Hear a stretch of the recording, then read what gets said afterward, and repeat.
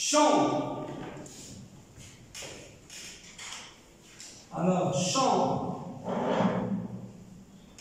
et induction. Magnétique.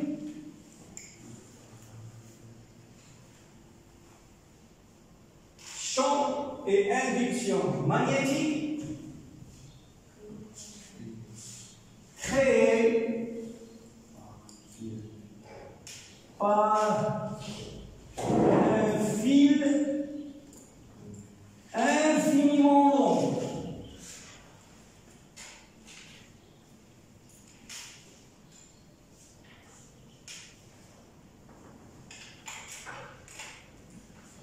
Ça veut dire, j'ai regardé, je vais avoir un fil. Donc, essayez de faire un beau schéma. Moi, j'arrive pas. La plupart du temps, j'arrive pas. À la limite, avec la très jolie, mais avec le stylo, c'est difficile. C'est un peu difficile. Donc,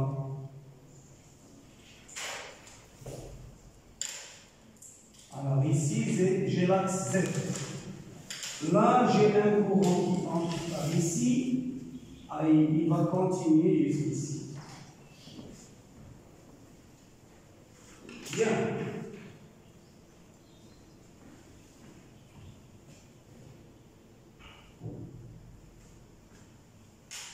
Ici, j'ai un point M. Alors, puisque j'ai un fil, c'est l'axe d'un cylindre. Je suis dans un problème, face à un problème qui présente la symétrie cylindrique. Donc, ici, vous avez M qui va être repéré par X, Y, Z, ou bien par R θ Z. Alors, R, c'est ça.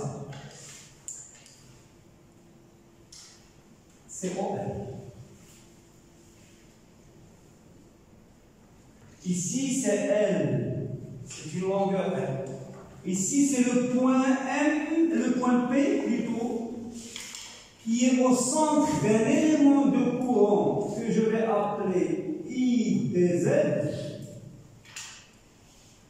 et qui va créer un champ élémentaire dB ici. Ça, c'est un angle que j'appellerai alpha. Et ici, j'ai un angle droit. Donc, qu'est-ce que j'ai? J'ai PO égale à Z, OM égale à R, et les vecteurs unitaires, vous avez ici ER, vous avez ici EZ ou bien K, et vous avez le vecteur Eθ qui est dirigé vers le tableau. Donc ça c'est Eθ.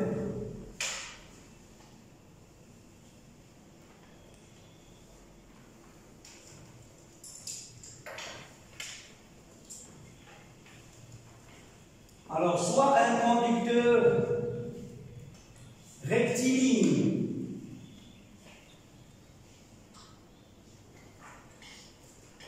mustaqim, vertical,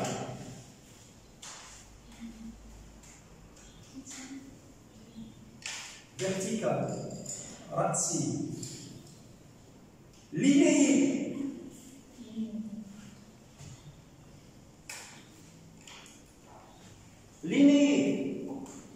linéaire, ça veut dire quoi? Ça veut dire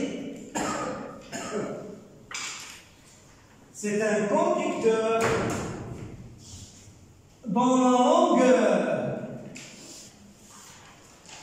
tend vers plus l'infini et la section tend vers,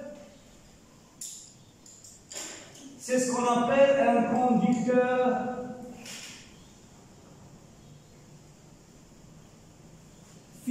uniforme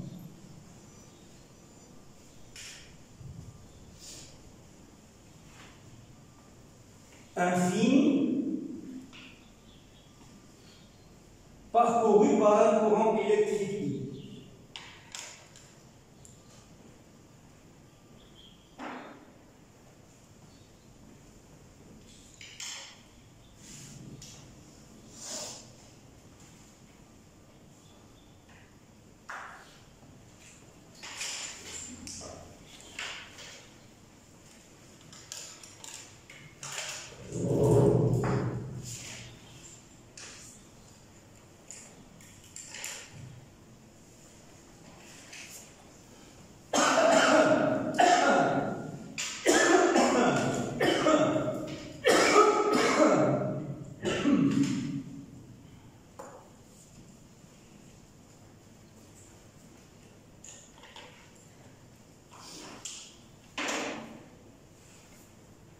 Bien. Montrer que le champ électrique au voisinage du fil ou bien au voisinage du conducteur filiforme est nul. Alors le conducteur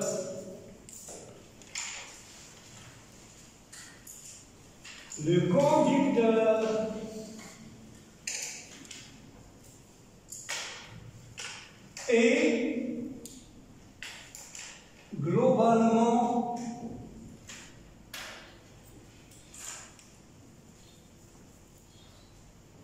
neutre ou chargé. Un conducteur où il y a un courant I, il est globalement neutre ou bien il est globalement chargé? Neutre. Le conducteur est globalement neutre.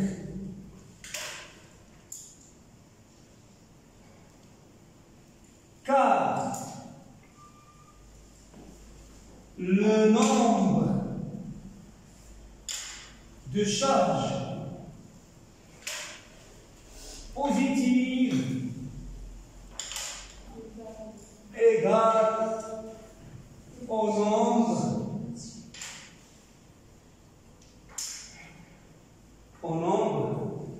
de charges exactes.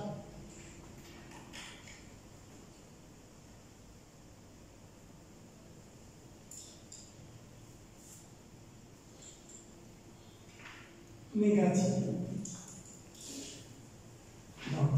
La densité de charge ρ, elle est égale aux charges immobiles ρ immobile. À l'intérieur des conducteurs, qu'est-ce qu'il y a? Il y a des charges immobiles, c'est-à-dire fixes.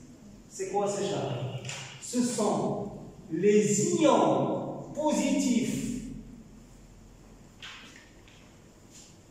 du conducteur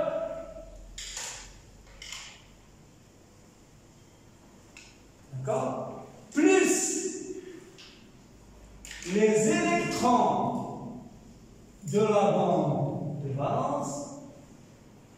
Les électrons de la bande de valence, ce sont les électrons qui assurent la liaison entre un atome et un atome voisin. Les électrons de la bande de valence, c'est des électrons qui assurent la liaison. Chaque atome est relié à son voisin en mettant en commun des électrons. Les électrons ne sont pas mobiles, ils ne bougent pas.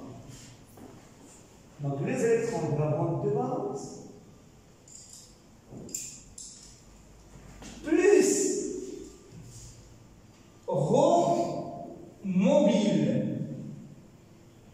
Alors ces charges mobiles, c'est les électrons de la bande de conduction.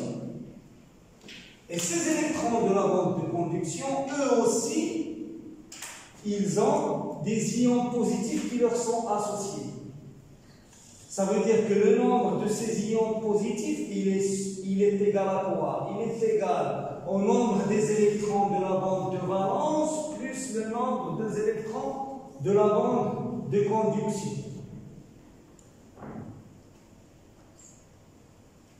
Donc, le conducteur, il est globalement neutre. Et puisqu'il est globalement neutre, E en M au voisinage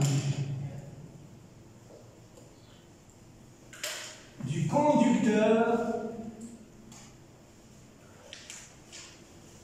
est nul.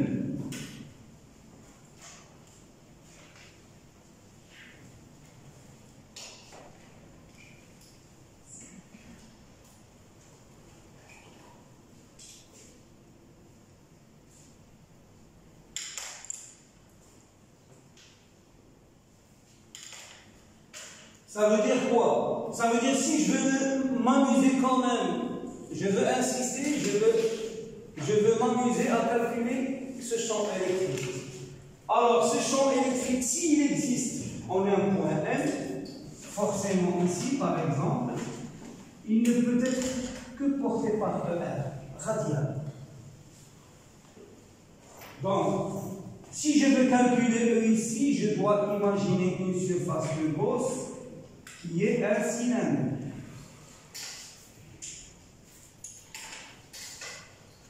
D'accord? Et si je veux calculer le flux de E virtuel, le champ électrostatique virtuel, à travers sigma, ça va être l'intégrale double de E de M ds en M sur sigma.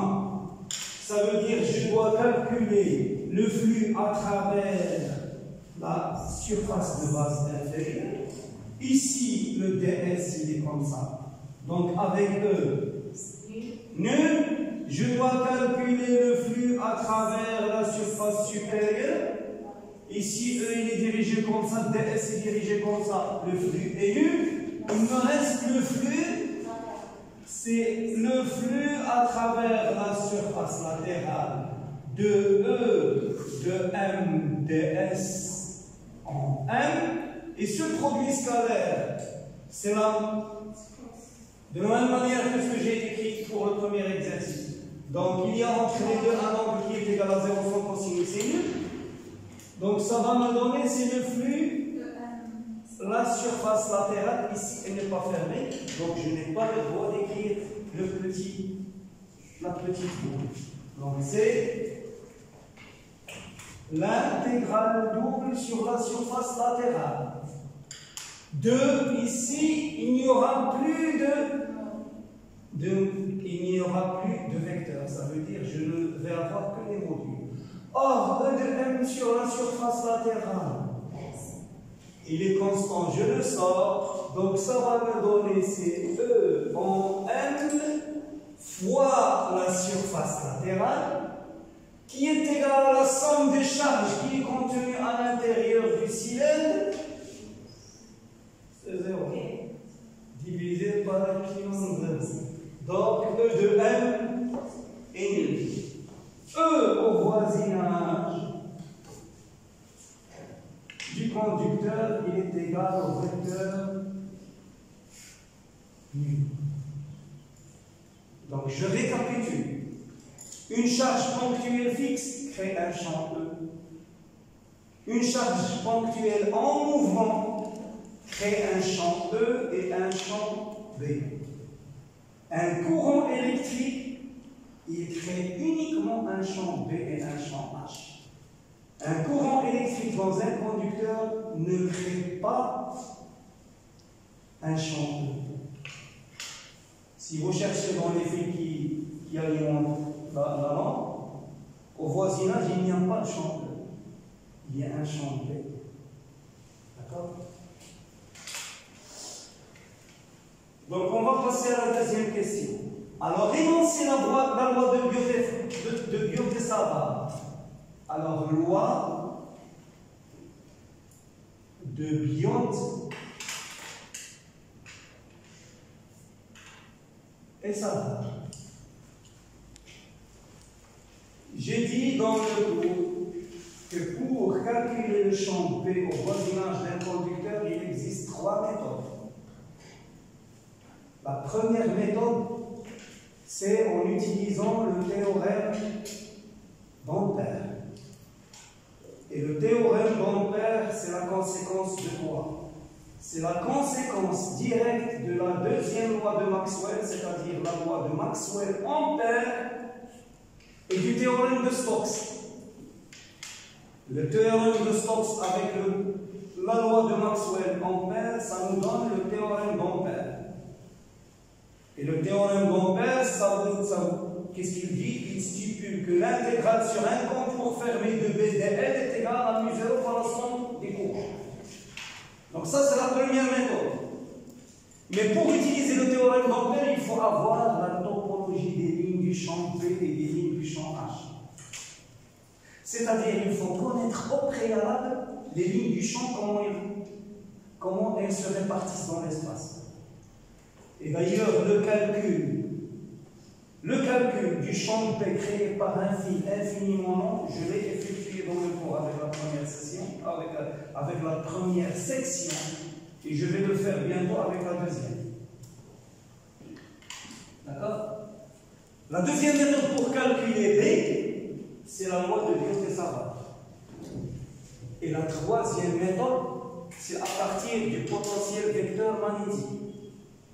Alors, qu'est-ce qu'il dit la loi de Biot-Savart? Et il me dit, je prends le conducteur et je vais le découper en éléments de courant. C'est-à-dire, je vais le saucissonner. Je découpe le conducteur en éléments de courant, comme ça. Chaque petit élément de courant va créer un champ élémentaire dB en M. Et le champ total, ça va être l'intégrale de dB.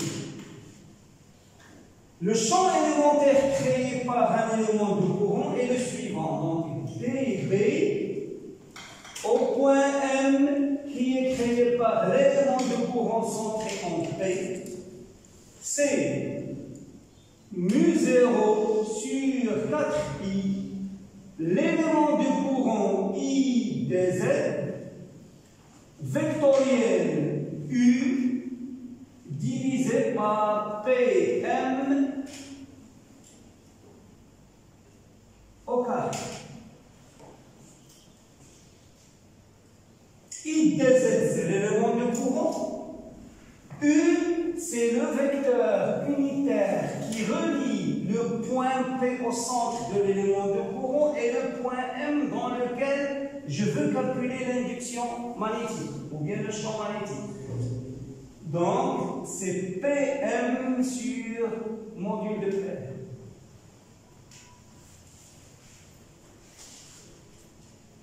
Donc, U, c'est le vecteur unitaire porté par cette droite qui relie P et L.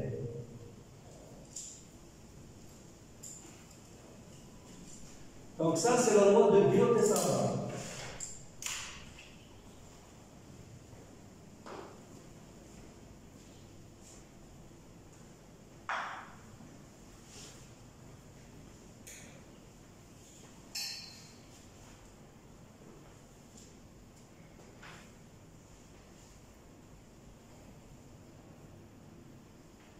Bien.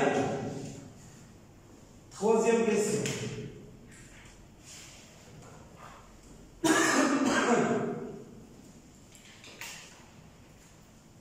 Quelle est la direction et le sens du champ magnétique en un point quelconque M de l'espace? En déduire la symétrie du champ magnétique.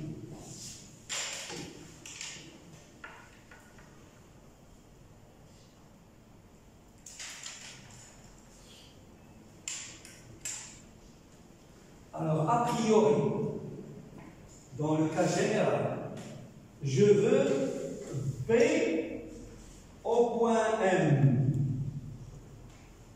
Je suis dans un problème qui présente la symétrie cylindrique.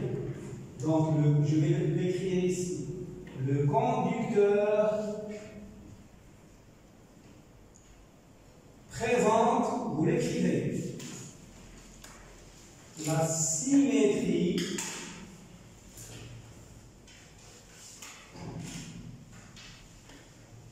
cylindrique. D'accord? Le conducteur représente la symétrie cylindrique. Donc, la base de travail et la base de coordonnées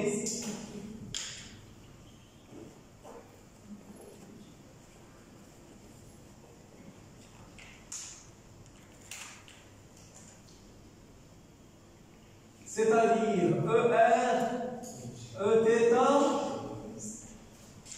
EZ. C'est ça la base de travail. Les coordonnées, c'est R, θ et Z. Donc, a priori, B de M il doit s'écrire sous la forme BR qui dépend de R, θ, Z, fois ER, plus Bθ qui dépend de R, θ, Z, fois Eθ, plus B indice Z qui dépend de R, θ, Z, fois EZ ou bien K. Dans le cas général, ça c'est le point de départ.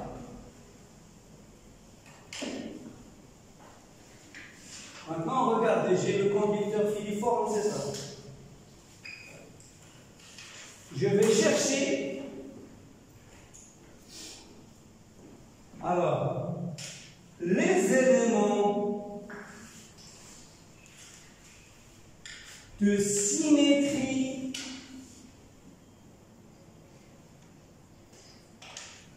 du conducteur. Les éléments de symétrie du conducteur. Regardez, j'ai un conducteur infini. Regardez-moi s'il vous plaît.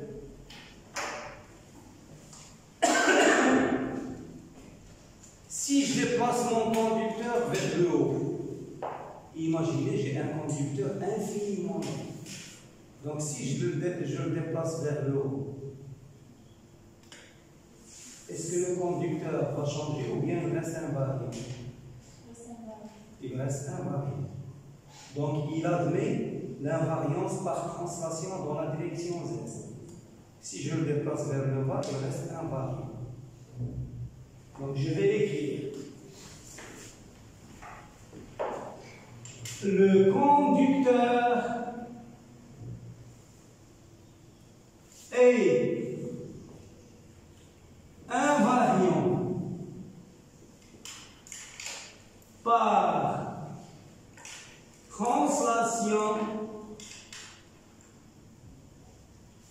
dans la direction.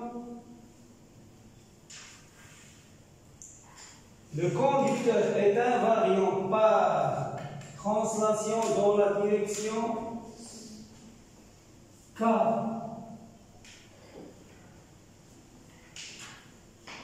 Donc, regardez s'il vous plaît.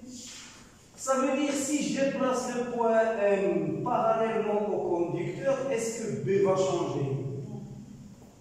Si B ne change pas, ça veut dire que B ne dépend pas de la cote du point M.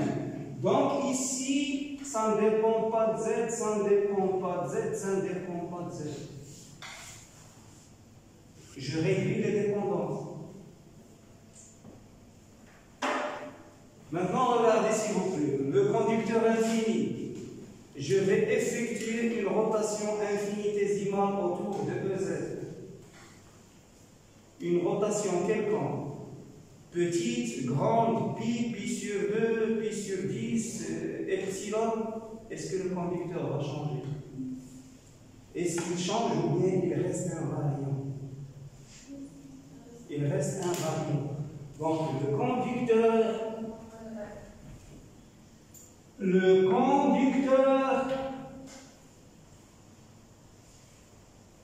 est invariant par rotation autour de K. Le conducteur ne change pas si je le tourne autour de K. Donc le point M, lorsqu'il va tourner autour de Z, est-ce que P va changer? Donc P ne dépend pas de θ.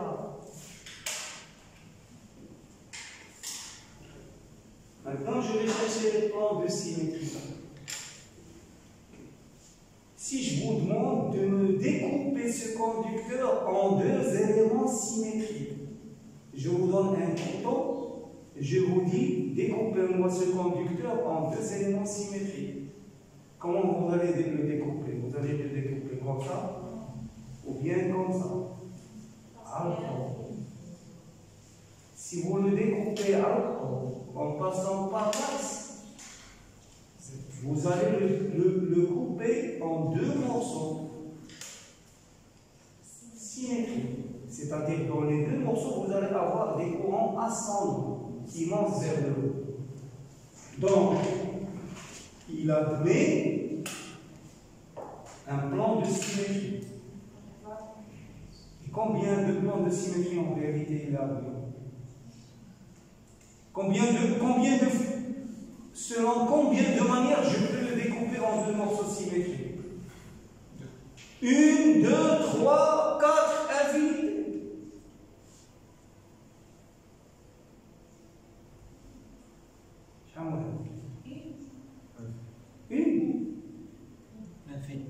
Une infinie.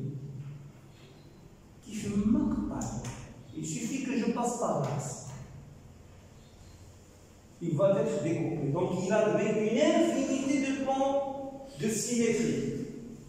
Et ces plans de symétrie, est-ce qu'ils sont générés par ER, EZ, ou bien ER, Eθ, ou bien Eθ, EZ? Quels sont les deux vecteurs qui génèrent le plan de symétrie? ER, EZ. Donc, le conducteur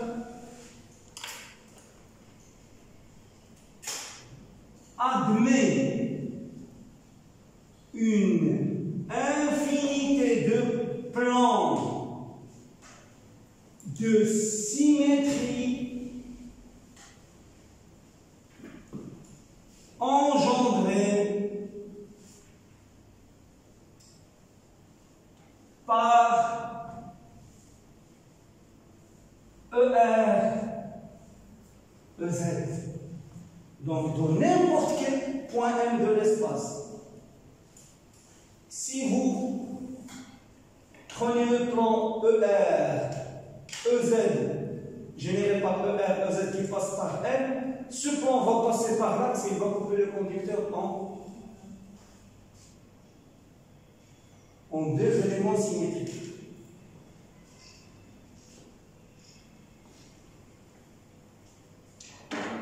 D'accord?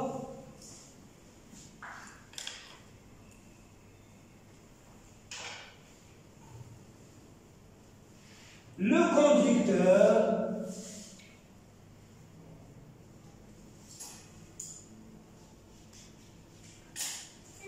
admet une infinité de plans pi'. C'est un de plan, vous l'appelez pi. De plans pi',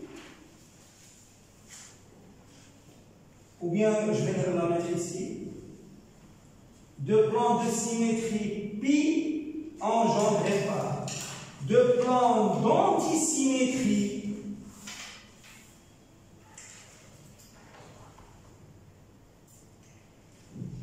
pi'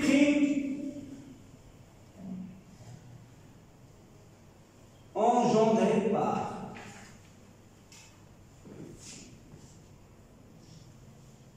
ils sont engendrés par ER, Eθ. Regardez s'il vous plaît.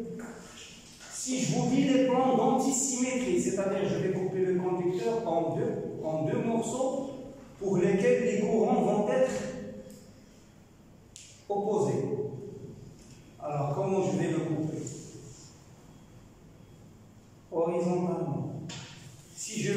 comme ça, je vais avoir en haut un courant qui va se diriger vers le haut, et en bas, un courant qui se dirige vers le haut. Il ne se dirige pas vers le bas. Donc ça, c'est un plan d'antisymétrie. Et ce fil, il est infini. Donc il a combien de plans?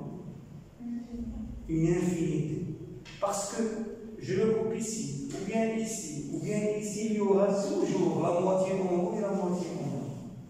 Donc, parce que c'est un fil infini, il admet une infinité de plans d'antisymétrie. Si c'était un fil fini, il admet combien de plans d'antisymétrie?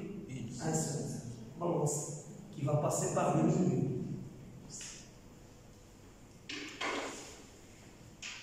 Bien.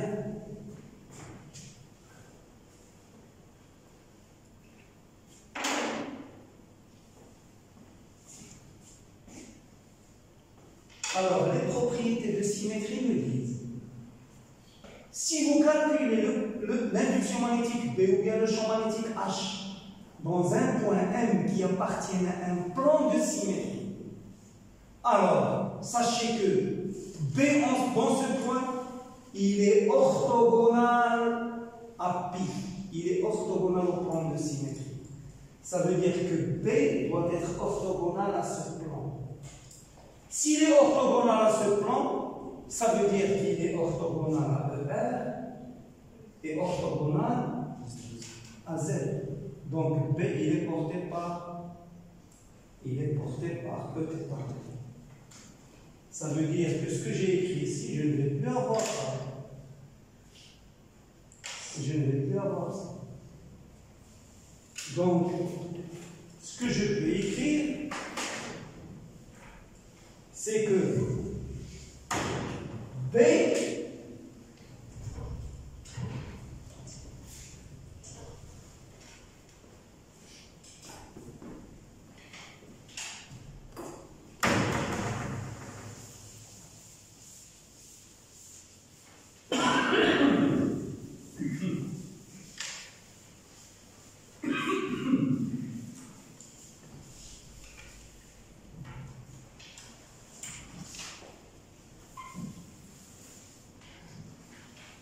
B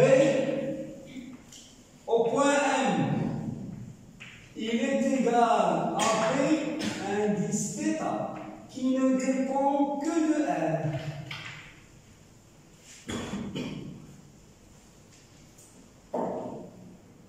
Le module de B ne dépend que de R, la distance par rapport au fond. Et B est porté par Eθ.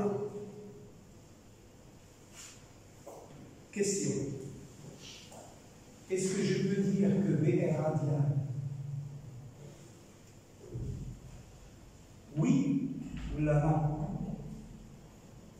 Oui? Non. Il n'est pas radial. Parce qu'il n'est pas porté par exact. Il est porté par Eθ. La condition pour qu'il soit radial, en fait, les conditions pour qu'il soit radial, ce sont deux conditions. Il faut que le module dépende uniquement de R, et il faut qu'il soit porté par ER. Ici, le module dépend de R, mais il n'est pas porté par ER, il est porté par Eθ. Donc, je vais dire que B n'est pas radial.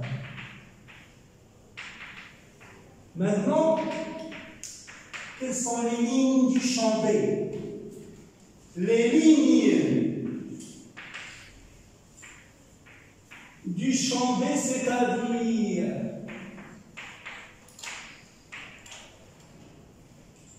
les points de l'espace pour lesquels le module de B est constant, leur géométrie. Les lignes du champ B sont des quoi? Des cercles de centre appartenant à l'axe et de alliant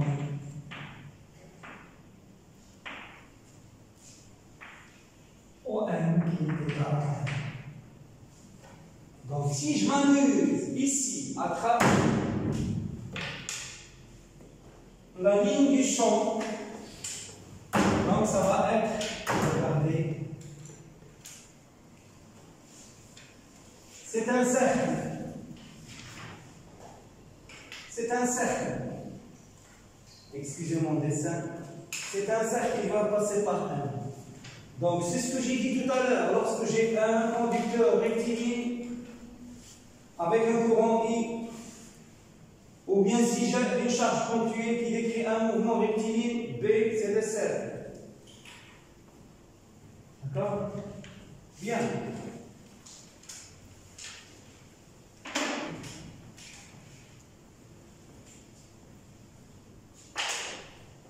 Alors, regardez s'il vous plaît. Maintenant, on me demande quatrième question.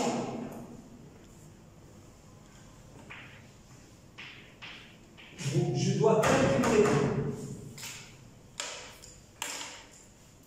J'ai DV, un indice P au point M, c'est mu 0 sur 4 pi, I dz, vectoriel U, divisé par PA mon carré. Je suis encore dans les cylindriques, donc je dois exprimer toutes les variables encore dans les cylindriques. Les coordonnées cylindriques, au moins 1, et ça, c'est. D'accord? Lorsque je vais effectuer l'intégrale, je vais faire balayer le point P de moins l'infini jusqu'à plus l'infini. D'ici jusqu'ici, le point M va rester fixe.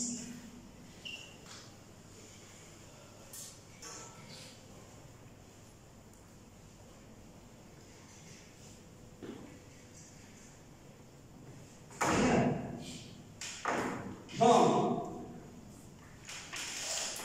I dz,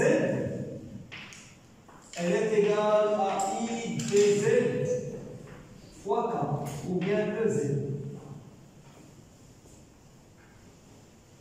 U, le vecteur unitaire U, il est égal à U scalaire ER selon ER plus U scalaire Eθ suivant Eθ plus U scalaire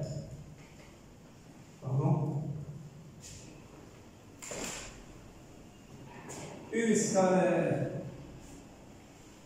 Eθ, U scalaire EZ.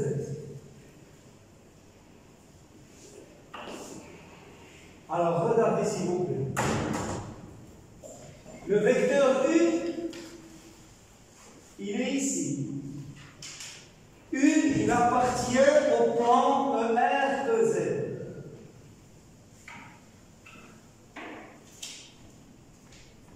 Regardez. Ça, c'est U. Et ça, c'est alpha. Donc, U scalaire ER. C'est cos alpha, module de U, 1, module de ER, 1, fois cosinus alpha. Donc ça c'est cosinus alpha ER plus sinus alpha EZ, ou bien cosinus pi sur 2 moins alpha. Lié sinus alpha EZ. Donc, plus sinus alpha EZ plus 0.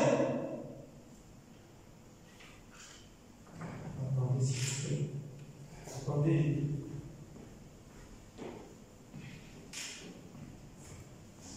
U scalaire θ,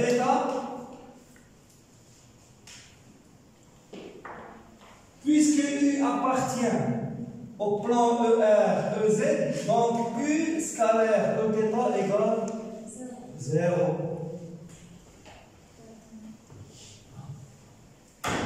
0 fois cos θ.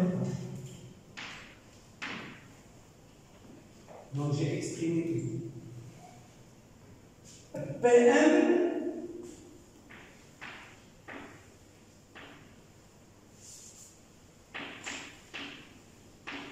est égal à L. PM est égal à L. Et L, regardez, j'ai cosinus alpha, c'est R sur L.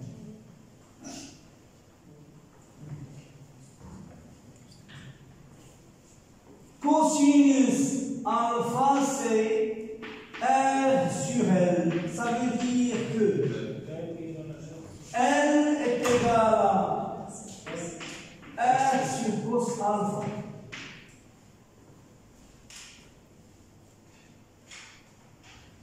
Ok? Qu'est-ce qu'il me reste? Ah, il me reste Z.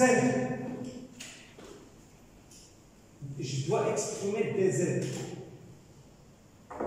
Regardez. J'ai sinus alpha. Sinus alpha, non. Tangente alpha. Tangente alpha, c'est Z sur R. Donc j'ai tangente alpha. C'est Z sur R. Ça veut dire que Z, elle est égale à R tangente alpha. Donc, dz, elle est égale à R, puisque R est constant. Alors, la dérivée de tangente alpha Z, c'est sinus sur cosinus. Donc, c'est sinus prime, c'est cosinus, cos carré, moins cosinus, c'est moins sinus, donc c'est plus sinus carré sur cos carré. Donc, dz, c'est R d alpha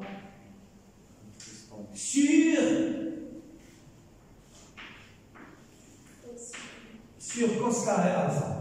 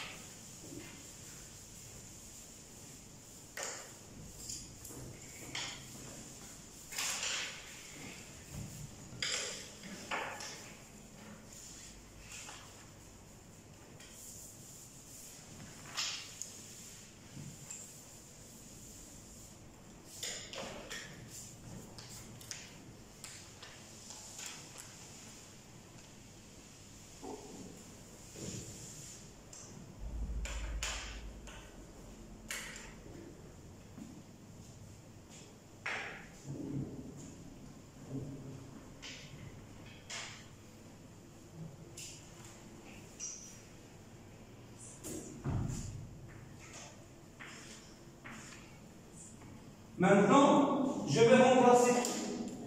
Donc, dB, indice P en M, c'est mu0 sur 4 pi. I dz, c'est I dz, R d alpha sur cosinus carré alpha fois K. Parce que I dz, c'est I dz fois K. I dz vecteur, c'est I dz fois K. Vectoriel, U, cos alpha, ER, plus sin alpha fois K, ou bien EZ.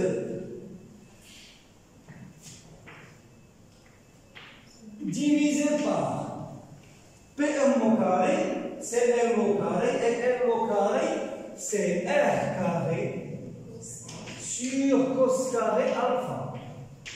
Donc ici, le cos carré alpha va sauter avec ce cos carré alpha. le R va sauter avec ce carré. K vectoriel ER. K vectoriel ER, c'est E θ. G, ER, E θ, K. Donc K vectoriel ER, c'est E θ.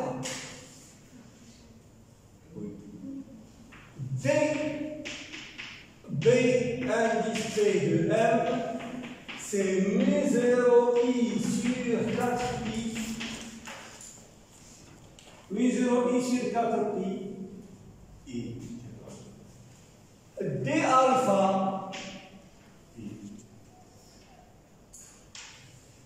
E θ. Cos alpha. E θ, j'ai rien oublié, divisé par R. Il me semble. Donc, mu0i d alpha k cos d alpha e θ cos alpha divisé par R. Alors, B en point M, c'est l'intégrale de dB. C'est-à-dire que le point P, pour décrire le conducteur, pour décrire tout le conducteur, pour effectuer l'intégration ou bien la sommation, il faut faire déplacer le point P de moins l'infini jusqu'à plus l'infini. Ok? Le point M, il est fixe. Ça veut dire que le alpha, lorsque P est moins l'infini, est égal à moins l'infini, alpha est égal à combien? Lorsque ce point va vers moins l'infini, alpha est tend vers quoi? Moins pi sur 2. Et lorsque ce point P tend vers plus l'infini, le alpha, il devient plus pi sur 2. Donc, je moins pi sur 2 à plus pi sur 2. Donc, ça, c'est quoi? C'est mu0. Et il ne dépend pas de l'intégrale. I ne dépend pas de l'intégrale. E θ ne dépend pas de l'intégrale. Divisé par 4pi, R ne dépend pas de l'intégrale. Lorsque P se déplace sur le conducteur, R reste constant. L'intégrale de cos alpha d alpha de moins pi sur 2 à pi sur 2.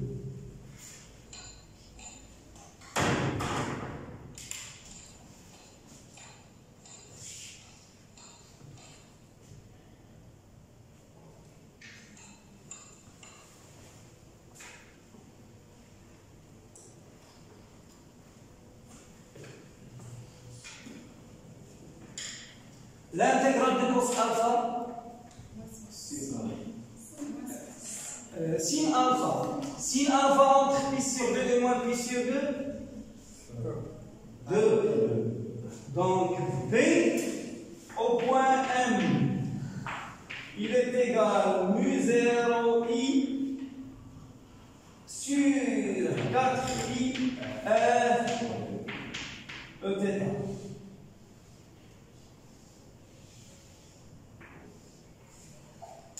Le voilà, le champ magnétique B.